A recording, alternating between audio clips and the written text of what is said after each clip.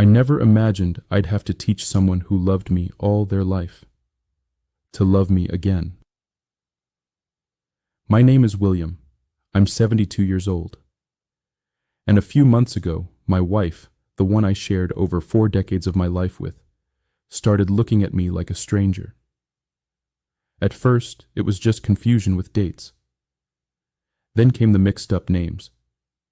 Until one day, she woke up, looked me in the eyes, and asked if I was the gardener. It was in that moment I knew. The woman of my life was slowly slipping away, one piece at a time. And that the love that united us for so long would now need to be rebuilt every day, with new memories. But I stayed, because even if she forgets, I remember. And if I have to, I'll introduce myself to her every day, just like the first time. This isn't just a story about loss. It's about what remains when everything else fades. Tell me in the comments where you're watching from. And don't forget to subscribe to the channel for more stories like this. Stories made to touch the heart, transform memories, and remind us of what truly matters. It was a morning like so many others, the kind where the smell of fresh coffee fills the kitchen before the sun even rises fully. Evelyn was already up, her hair loosely tied, eyes still a bit sleepy. She was preparing 2 cups like she had for nearly 50 years. But that morning, she put sugar in mine and sweetener in hers. It was a small thing, but it made me pause. "You know I can't have sugar, love," I said gently, smiling. She looked confused for a second, then smiled back, as if remembering bit by bit. Of course. I'm sorry." But her eyes still seemed distant, like she was trying to catch hold of a thought that had already slipped away. I didn't mention it again. I just drank the coffee and held her hand. After breakfast, I saw her put the cup in the wrong cabinet. I found it odd. Evelyn had always been meticulous about these things. She even had a designated spot for the blue-dotted saucers. But that day, she put everything away completely out of order. "Just changing the routine," she said with a laugh. But that wasn't her. Evelyn hated changes. Always had. Later that afternoon, I returned to the kitchen alone. I stood looking at the cups, now disorganized in the cabinet. I ran my fingers along the porcelain as if it could give me some kind of answer. Nothing was serious yet. Nothing felt urgent. But inside, a quiet sense of foreboding had begun to grow, like a plant sprouting in silence. She walked into the room and asked where the silverware was. I pretended not to notice. The drawer had always been there. "Second one, sweetheart." She laughed, said, "Oh, right," and turned away, but her shoulders were tense.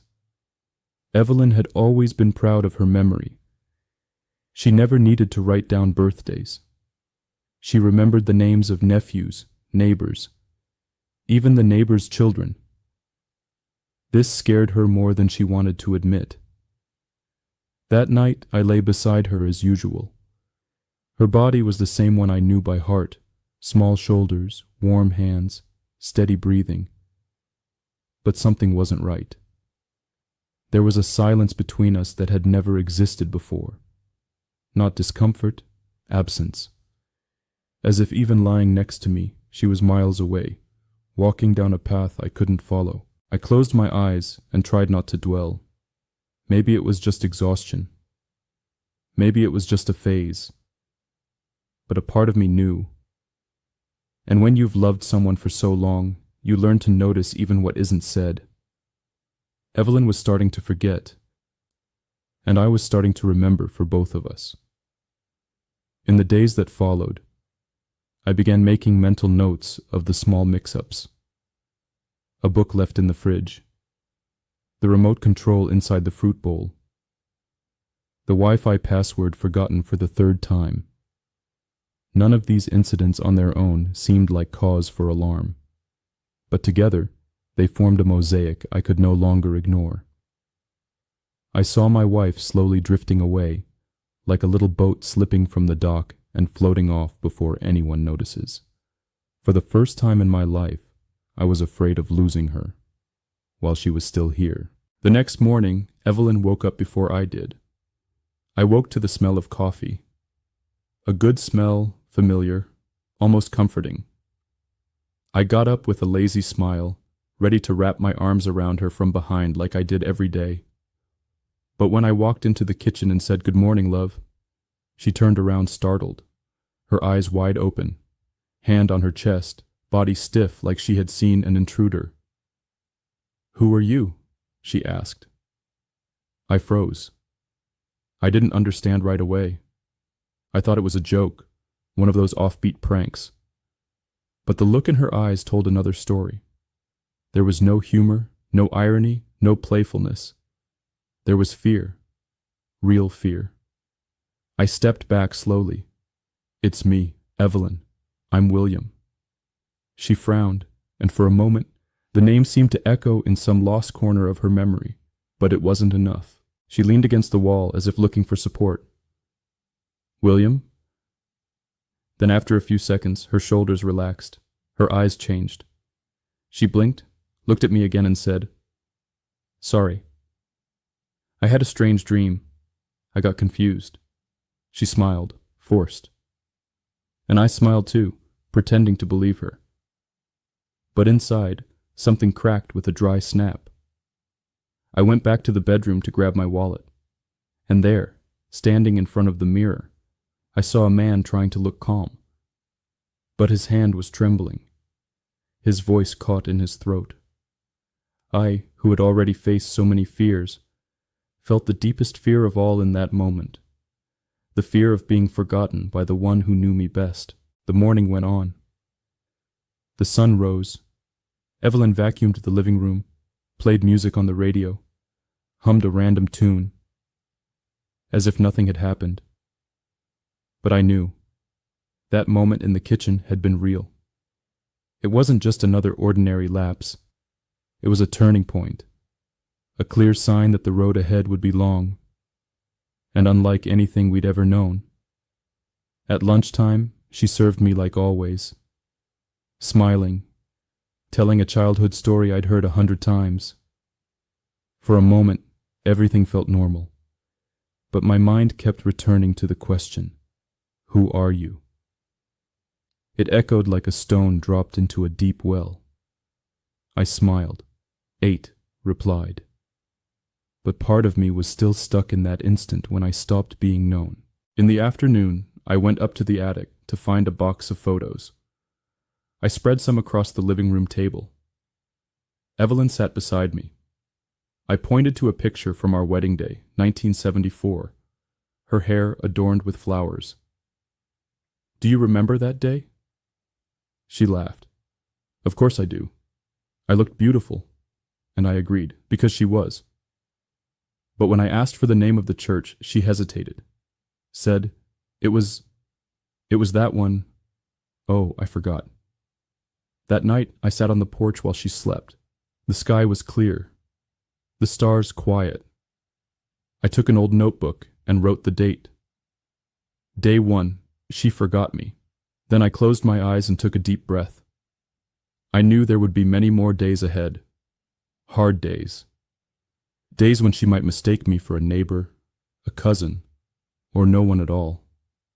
But I was here, and I would keep being here. Even if she forgot me every day. I would love her as if it were always the first time. The next morning, while Evelyn was still asleep, I started placing little notes around the house. I wrote in clear, neat handwriting, "William is your husband. Today is Wednesday." I stuck that one on the bathroom door. Another said, "You like your coffee with sweetener." I left it by the coffee maker. It was like drawing a map of affection, a guide to help her remember who she was and who I was to her. I also turned to the photos. I pulled from the old shoebox the ones she loved most. Our wedding, the day Amelia was born, our beach trip in 1983. I placed them in new frames and spread them through the house. On the fridge, on the living room shelf, even on the nightstand. Each picture was an attempt to anchor time within our home, to keep everything from slipping through the cracks in her mind. At noon, when Evelyn came down for lunch, she noticed the notes. "What's all this?" she asked, with childlike curiosity. "Just some reminders for the days when things get a little jumbled," I replied. She laughed. "You and your little habits." Then she paused, staring at one of the notes a little longer. "William is your husband." She touched the paper, thoughtful. "That's beautiful," she said. I felt a lump in my throat. "It's true, too." That afternoon, she seemed calmer. Maybe it was coincidence, maybe not. She sat on the couch and flipped through a photo album for nearly an hour. At times, she seemed lost in the images. At others, she commented sweetly. "That was my favorite blouse. Oh, look at Amelia with her new backpack." Slowly, I realized the fragments of the past were still there. They just needed help finding their way to the surface, so I began recording everything in a notebook. I didn't want to forget what she remembered. I wrote down phrases, reactions, smiles. It was like creating a diary of our new daily life.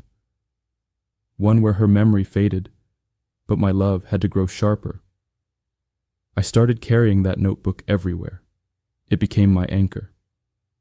My way of not losing myself with her. By evening, she set the dinner table like she always had. Silverware, glasses, cloth napkins. But she only set one plate. "Aren't you eating?" I asked. She looked surprised. "I thought you weren't having dinner here tonight." I gently took a seat. "I've had dinner here every night, love, since 1974.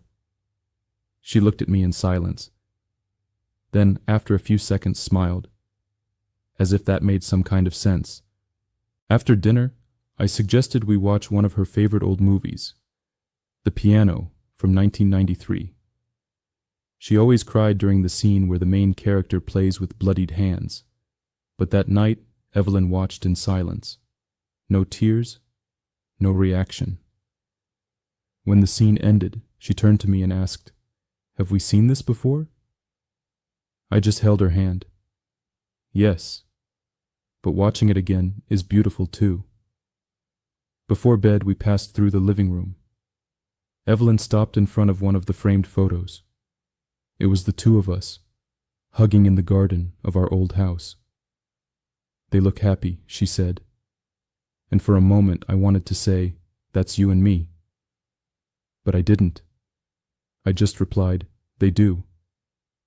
We climbed the stairs to bed, and halfway up she whispered, "Thank you for being here." I smiled. "Always," I said. That night I wrote in the notebook. Today she didn't call me a stranger. Today we were almost us.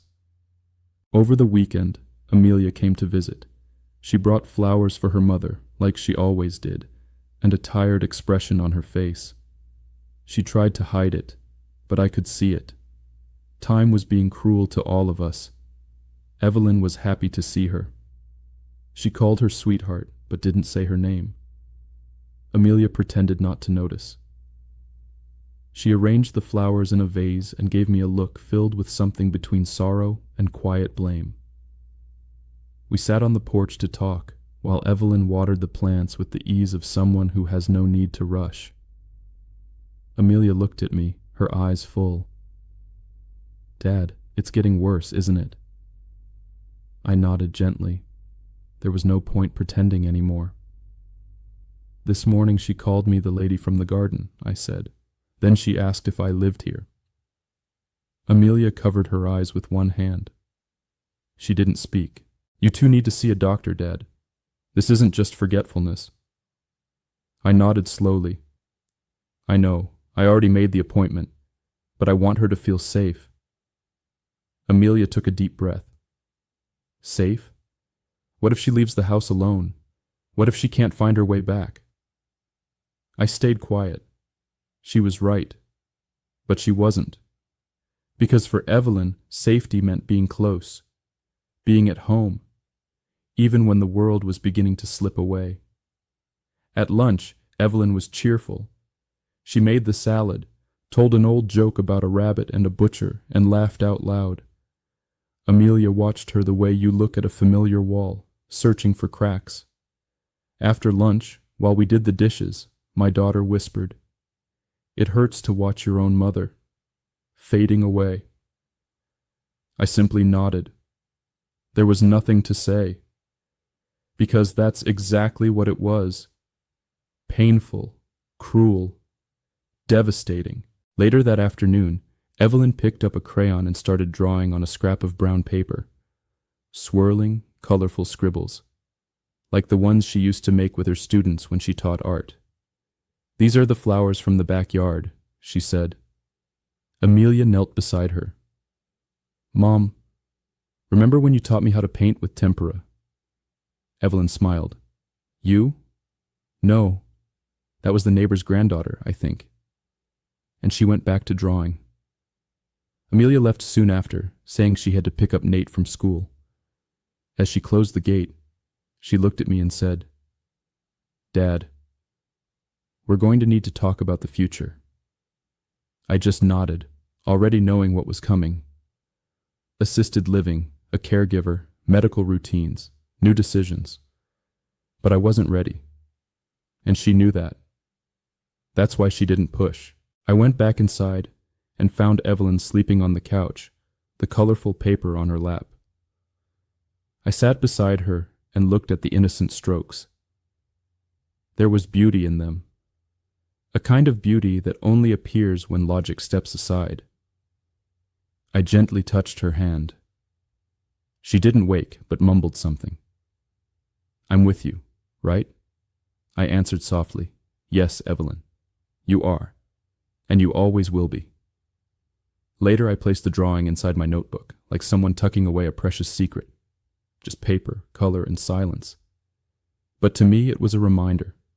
Evelyn was still here, even if she didn't always know where she was. And that night I wrote a new line. "Even as her world goes dark, she still blooms."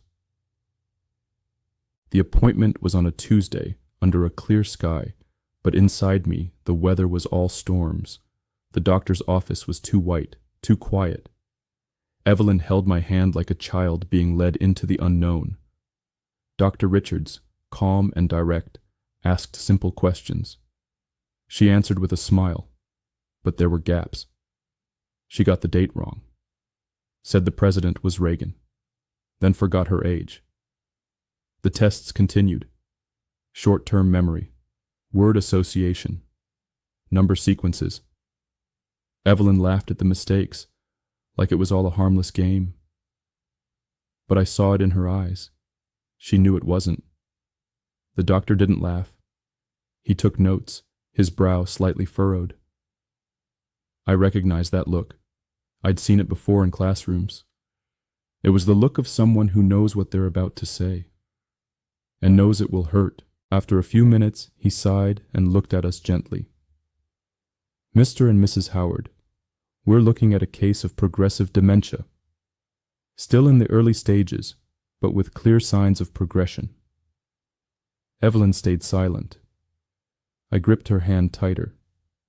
My heart beat slow and heavy. The floor beneath my feet felt like it was giving way inch by inch. "Is there a cure?" she asked. Her voice was low but steady.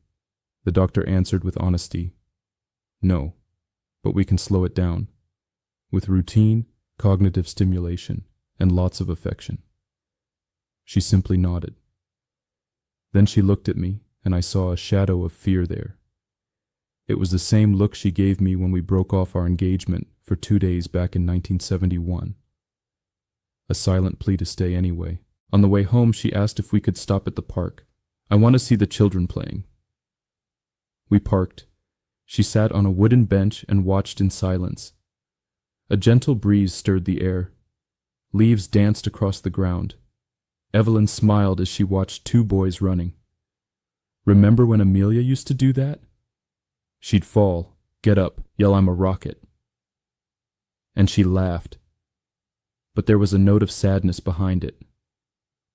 When we got home, she went straight to the bedroom, stayed there for a while. I sat in the living room, coat still on, staring at the closed door. For a second, I imagined what life would be like from now on. What it would mean to watch her slowly disappear. Not in body, but in gestures, in words, in memory. How do you love someone who forgets they're loved? A few minutes later, she came out of the room. She was wearing an old olive green sweater I didn't even remember existed. "I wore this on our second wedding anniversary," she said. "Do you think it still suits me?" I smiled. "It does, and it brought back a good memory." She nodded, and for a moment looked steady, like she was trying to prove she was still herself. At dinner, we talked about light things. I made her favorite soup on purpose. She praised the seasoning, told a story from her childhood, and then grew quiet. We listened to old jazz. Misty came on, sung by Ella Fitzgerald. She hummed along softly, and I watched her the way you film something in your soul, so you can play it back when the sound of her voice is gone. That night, she fell asleep before I did, and I went to my notebook. With steady hands, I wrote, "The doctor gave a name to the shadow. Now we know what we're fighting. And even without a sword, I will stay." The next day, I brought the big photo album into the living room. I placed it on the coffee table like someone laying down a relic. Evelyn looked at it with curiosity. "Is that new?" I shook my head. "No, it's ours. Want to look at it with me?" She nodded and sat beside me. I opened the cover, and there it was, the first page with a photo from our wedding. She smiled. "I was beautiful, wasn't I?" "You were. And you still are," I said. We flipped through it together. Our honeymoon in Asheville. Amelia's birth, with her face all puffy and beaming like sunlight. Birthdays, Christmases, those simple lunches in the backyard. Evelyn touched each photo gently, as if they were petals that might fall apart. Some she remembered with detail. Others, she simply said, "That must have been a happy day." On page 12, we stopped at a photo of our old house. The two of us standing with the wooden fence behind us. "This man, he looks like you." I stayed silent for a moment, then said, "That's me." She turned her face, unsure, but then she smiled. "So we've always been like this, together." My chest tightened. I wanted to say so much, but I just squeezed her hand, and we turned the page. She was especially moved by a picture holding little Amelia in her arms. She was like that, wasn't she? So curious, always asking why. I nodded. "Still is." Evelyn frowned. "Still? She comes here?" I took a breath. "Yes, love, she came by recently. Brought you flowers." Evelyn smiled, not sure if she remembered or not, but she looked happy, so I let it be. We went all the way to the end of the album. When she closed it, Evelyn rested her head on my shoulder. "You know what's strange? I look at these pictures and I feel good. Even if I don't remember everything, like my body remembers for me." I kissed her forehead. Maybe love lives there, in the body, in the skin, in the gesture. Not just in memory. She nodded, and we stayed like that for a long while, without needing to say anything else. After dinner, I placed the album on the shelf, right where she could see it. I thought about making it a routine, revisiting photos, telling stories, giving names to lost memories. Not to force her to remember, but to show her she's still part of what once was, and of what still is. Even if names slip away, even if dates fade, there's enough love to keep the story together. Later, I wrote down an idea to make a memory wall in the living room. A visual map of our life. A timeline with photos, dates, and little notes. Evelyn always loved collages and anything artistic. Maybe that would connect her. I started gathering materials, craft paper, tape, colored pens. I wanted it to be beautiful. But more than anything, I wanted it to be ours. Before bed, she came to me with tears in her eyes. "Today was a good day," she said. "And if I forget tomorrow, will you remind me?" I answered firmly, yet gently. "I will. I'll remind you every day, Evelyn, because I know you, even when you forget yourself." I wrote it in the notebook in steady handwriting. Today, memory returned in the form of photographs, and even if it leaves again tomorrow, I'll be here to tell the story again. It was Sunday when Nate arrived, calm as always, backpack over his shoulder and a sketchbook in his hands. Evelyn opened the door and squinted at him, as if searching for clues in his face. "Hi there, handsome. Do you live nearby?" she asked with a smile. Nate looked at me, unsure what to say. "It's me, Grandma." "Nate." She laughed, a little awkward. "Oh, right, of course." Even without that instant recognition, the two of them got along. Evelyn seemed more at ease that day. Nate spoke gently, told silly jokes, showed her sketches from a comic book he was creating. She looked with curiosity, praised the colors, and said he had an artist's hands. At certain moments, I could swear she remembered. In others, it was just her kindness welcoming the unknown. We all sat in the garden, under the shade of the rose bushes. Evelyn picked a few leaves, smelled a white flower, and said it reminded her of the school where she used to teach. The kids used to pick flowers for me every year on Mother's Day. Nate smiled. "You were a teacher, right, Grandma?" She looked at me, as if asking for confirmation. I nodded. "One of the best." And she went quiet for a long moment. We made sandwiches for lunch. Evelyn helped slice the tomatoes, but got the steps wrong. When she spread jelly on the salted bread, she laughed. I think I've just reinvented a classic. We laughed too, because it was better to laugh than correct. Nate looked at me with tenderness. His eyes said it all. He understood. He saw his grandmother changing, but chose affection over fear. After lunch, Nate played an old song on his phone. It was Moon River, that soft, instrumental version Evelyn used to love. She closed her eyes for a moment, nodding slowly. "This song smells like Sunday," she said. Then she opened her eyes, looked at Nate and asked, "Do you come here often?" He answered gently, "As often as you want me to, Grandma." That afternoon, Nate took her for a walk down the sidewalk. They walked slowly, arm in arm. From the gate, I watched them pass under the soft sunlight, like they had stepped out of an old photo. Evelyn pointed at things. A bird, a window, a sky that looks like a movie. Nate listened carefully, as if tucking away each word. It was beautiful to watch. When they came back, she was tired, but smiling. She sat on the couch and closed her eyes for a few minutes. Nate came to me and whispered. She didn't remember me, but she made me feel important. And I said, sometimes that matters more than remembering.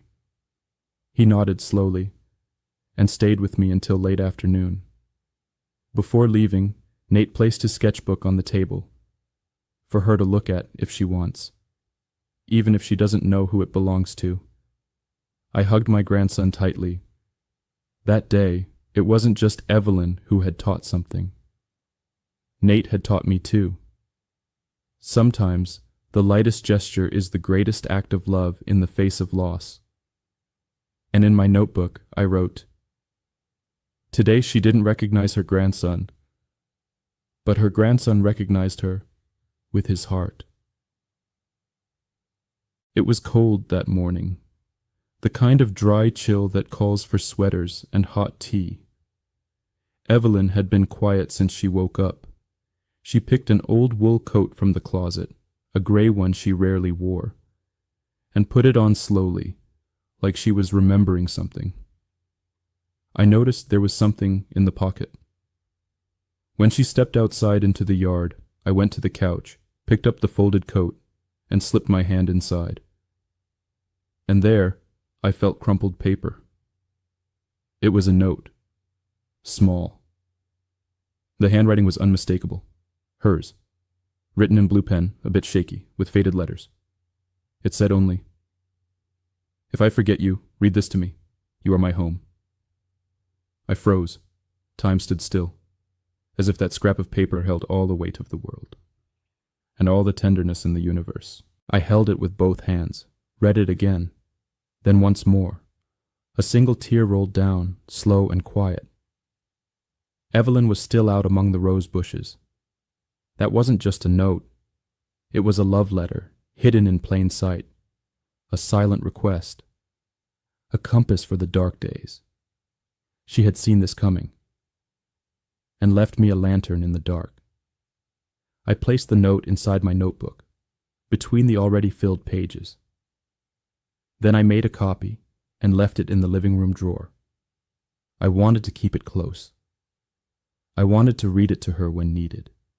And in a way, I wanted her to read it too, even if she didn't know it was hers. That note was a bridge between now and whatever would remain when everything else faded. In the afternoon, I sat with her on the porch. I showed her the note, but didn't say where it came from. "Did you write this?" I asked. She read it slowly, smiled. "Sounds like something I'd say." Then added, "It's beautiful and true." That was enough. She didn't have to remember writing it. Just feel she could still love that deeply. At the end of the day, we made chamomile tea and watched the sky grow dark. Evelyn rested her head on my shoulder and whispered, "You seem familiar." "You know?" I smiled gently. "That's because you've known me a long time." She nodded with a soft smile. "Then I'm at peace." Later, before bed, she asked me to leave the bedside lamp on. Sometimes I get scared of waking up in the dark and not knowing where I am. I promised I would. And I stayed awake a little longer, watching her calm face, her slow breath, her time-worn skin. There, in that silence, I thought, maybe love is this.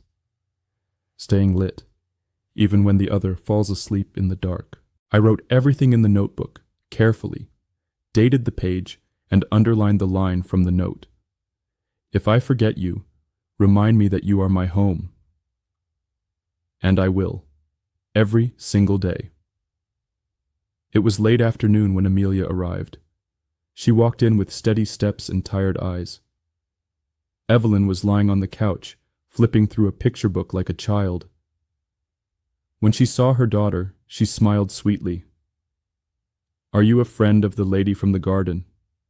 Amelia stopped, swallowed hard, and slowly moved closer. She knelt beside her mother and answered with a kiss on her forehead. "I am. I always have been." We talked in the kitchen. I was making coffee while Amelia flipped through the notebook where I recorded our daily moments. Her eyes moved carefully across the lines. At times, she paused and sighed. "Dad, are you writing all of this by yourself?" I nodded. I don't want to forget what she forgets. It's my way of keeping something whole. Amelia gently closed the notebook and fell silent for a few seconds. That's when she said the sentence I'd been afraid to hear. "I think it's time we started thinking about a place for her." I felt the blood drain from my face. "What do you mean, a place? A facility? A specialized care center? Somewhere she'll be safe." I took a deep breath, trying to stay calm. "And here? Isn't here safe?" Amelia looked at me with tenderness and firmness. "Here is love, Dad. But love isn't always enough." I didn't answer right away. I stared at the empty cup in my hands. She asked me to help her remember who we are, every day. I promised her. Amelia's eyes filled. And you've done that, Dad. With all your heart. But you're getting older too. You're tired. What if something happens to you? I looked at her and didn't reply, because deep down I knew. She just wanted to protect us both. We went back to the living room. Evelyn was still flipping through the same book. She looked up at me and said, "You know, I had a dream about you. You were younger, in a suit, saying you'd wait for me at the church doors." I sat beside her and took her hand. "That wasn't a dream, love. That was the beginning of everything." She smiled. And in that moment, she looked at Amelia and said, "You have his eyes." That night, after Amelia left, the house fell silent. It felt larger somehow, as if the corners had grown. Evelyn dozed in the armchair. I watched her breathing, the way her fingers moved as if playing piano in the air. I thought about everything we'd built here. Every wall, every habit, all soaked in meaning. Later, when I tucked her into bed, she asked, "If one day I have to go somewhere else, will you come with me?" My eyes burned. "If it's up to me, you never will. But if it comes to that, yes, I'll go with you." She closed her eyes and whispered, "Promise?" "I promise." And she fell asleep with that whispered vow. I sat for a while in the dark, listening to the sounds of the night and my own fear. Amelia wasn't wrong. But I wasn't ready. How do you let go of someone who still recognizes you through affection, even if not by name? How do you create distance between two hands that still reach for each other in the dark?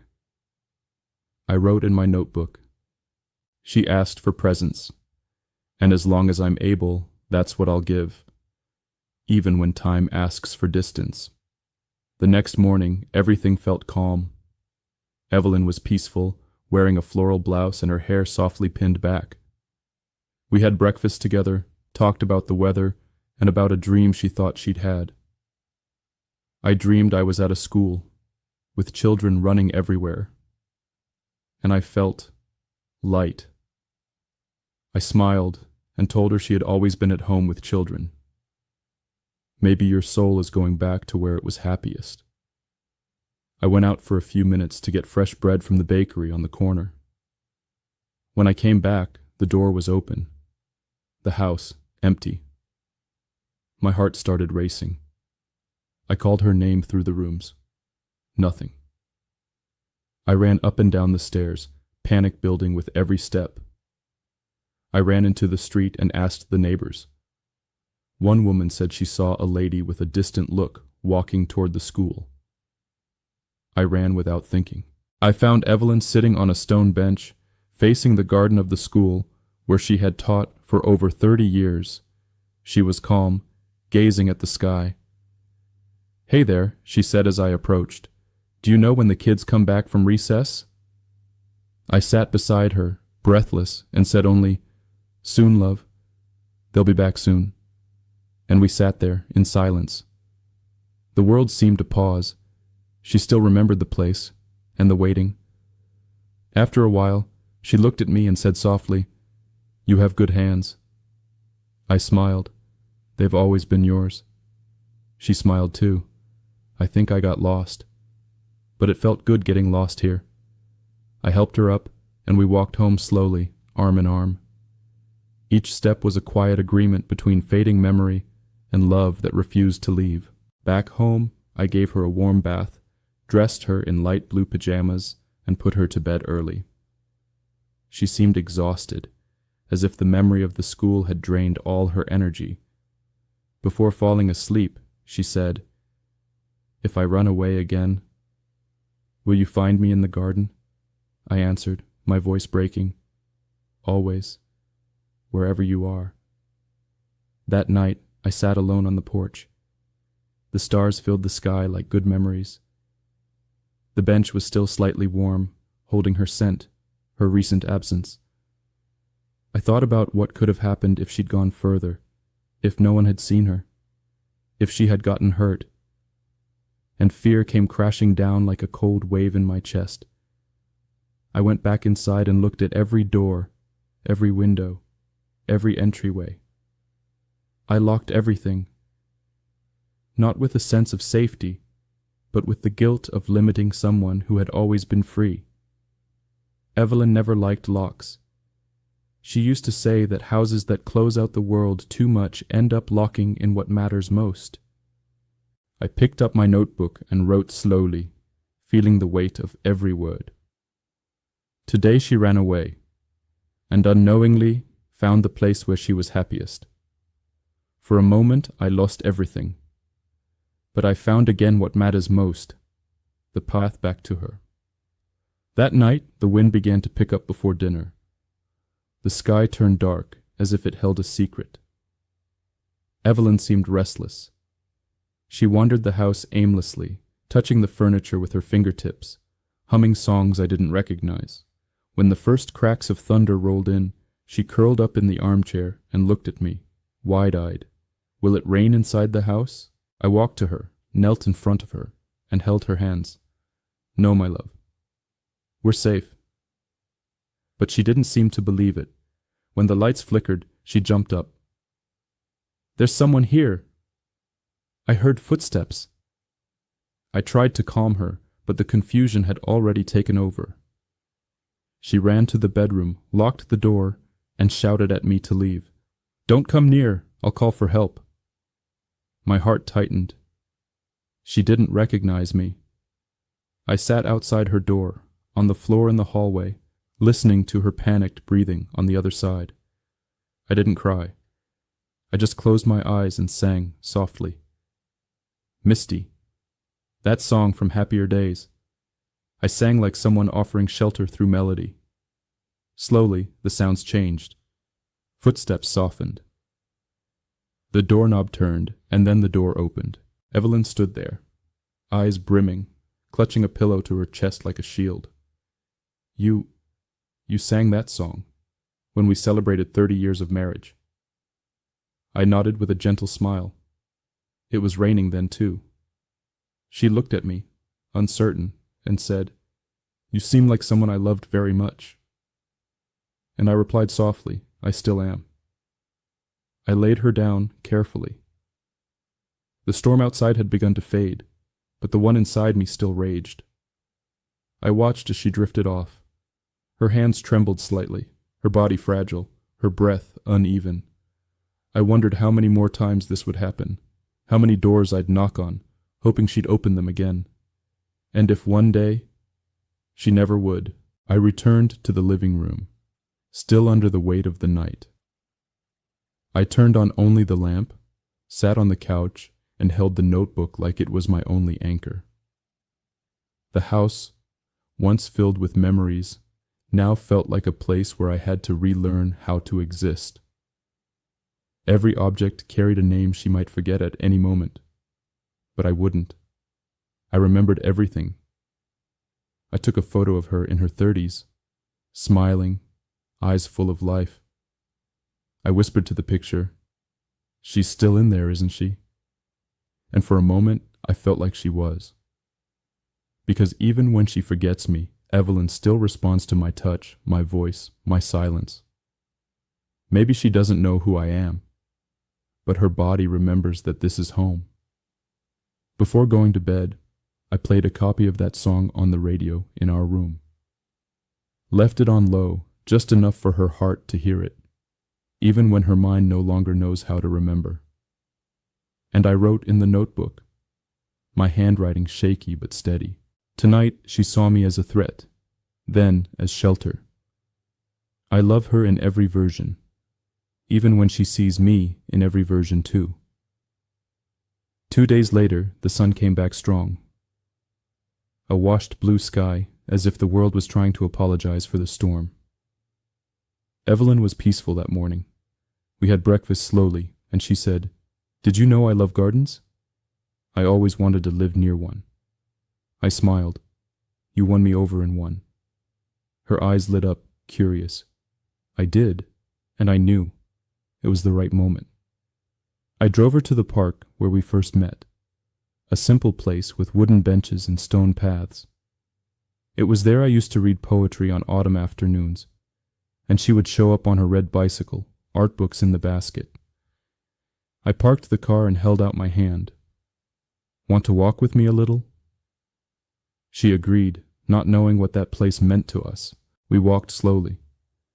She watched the trees, children playing in the distance, the sound of some bird. At one point, she stopped in front of a bench. "This place smells like lavender." I nodded. "You said that the day you lent me your pen and forgot to ask for it back." She laughed. "Sounds like me." And I felt like crying right then and there. We sat side by side. She looked down at her feet, as if listening to a memory buried deep. "There's something here I like, even if I don't know what it is." I touched her hand and said, "Maybe it's because this is where your life changed. And mine too." She looked at me seriously. "You talk like you're telling your own story." And I said, "I'm telling ours." We stayed until the sun began to sink. She rested her head on my shoulder. "It's beautiful here. Feels like some part of me remembers, even if I don't know the name of it." I kissed her forehead. Some things don't have names, only feeling.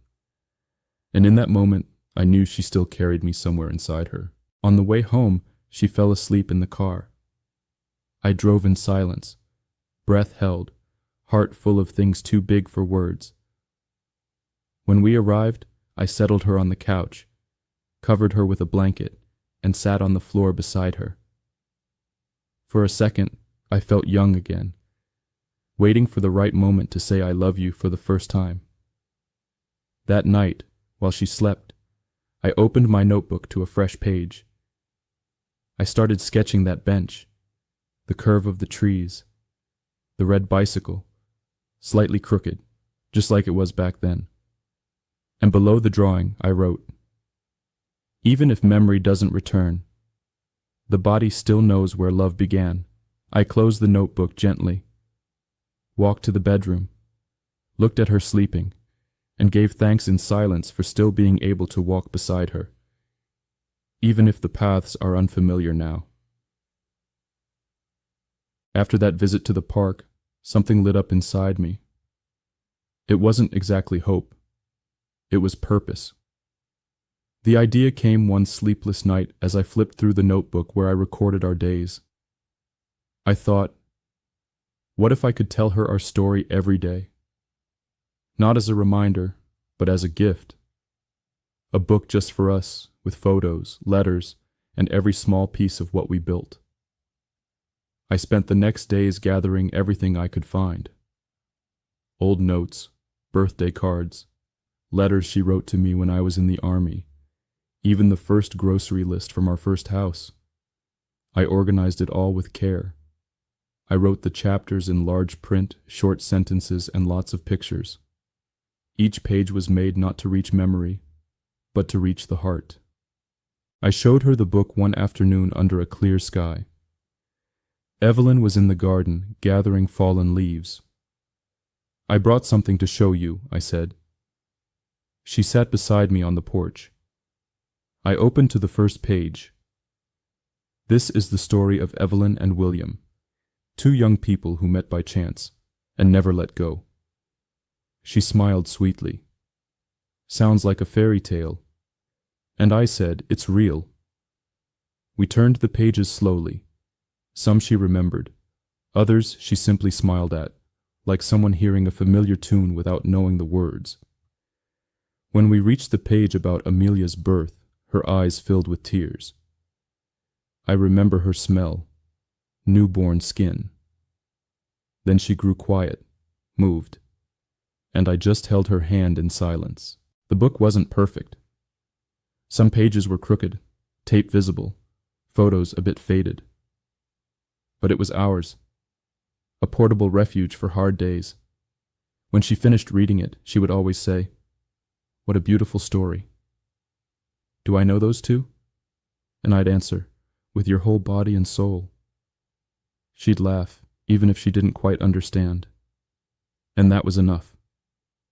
I left the book on the coffee table, within sight. Sometimes she opened it on her own.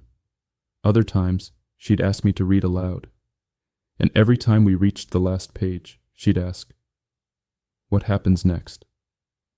I'd reply gently, "Then, they keep going, every day." And she'd nod, like it was the most beautiful thing anyone could say. Nate came to visit and saw the book.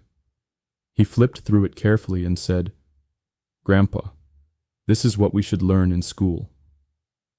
I smiled. "Maybe one day you'll write one too." He paused, thinking. "I think I want to collect memories before they slip away." And in that moment, I understood. The book wasn't just for Evelyn. It was a living legacy. Before bed, she lay down with the book on her lap. "I think that lady loves me a lot," she said, pointing at a photo. "She does," I answered. "And the man loves her even more." She smiled, her eyes beginning to close. "Good story. The best one," I whispered, and I wrote in my notebook. Today she didn't remember what we lived, but she felt it was love, and that is everything. That night, I sat at the kitchen table with a blank sheet of paper. The book was almost finished, but one thing was missing: a letter. Not for the present, not for the past, but for the future. A message left like a lighthouse, for the day when not even the sweetest words could bring her back. I began slowly, choosing every word like it was my last. "My dear Evelyn, if one day you wake up and don't know who I am, don't be afraid. I'll be here. I always have. I'm the one who waited for you at the church doors, who held your hand during childbirth, who danced with you in the backyard on an ordinary Saturday." I paused for a moment, took a deep breath, and went on. "If you look in the mirror and don't recognize the face you see, look at me, because my eyes still see you, completely, just like the first day."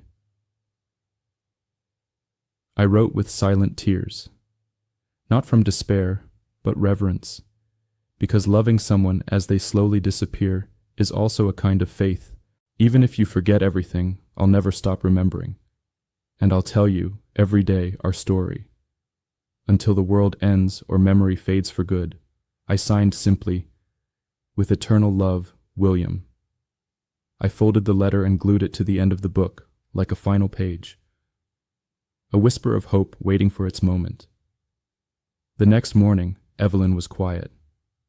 She didn't open the book, didn't ask me to read.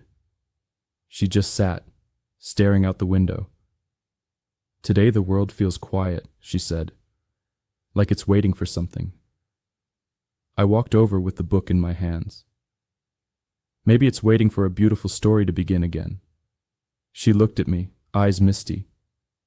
"Could you read just a little piece?" I read the letter.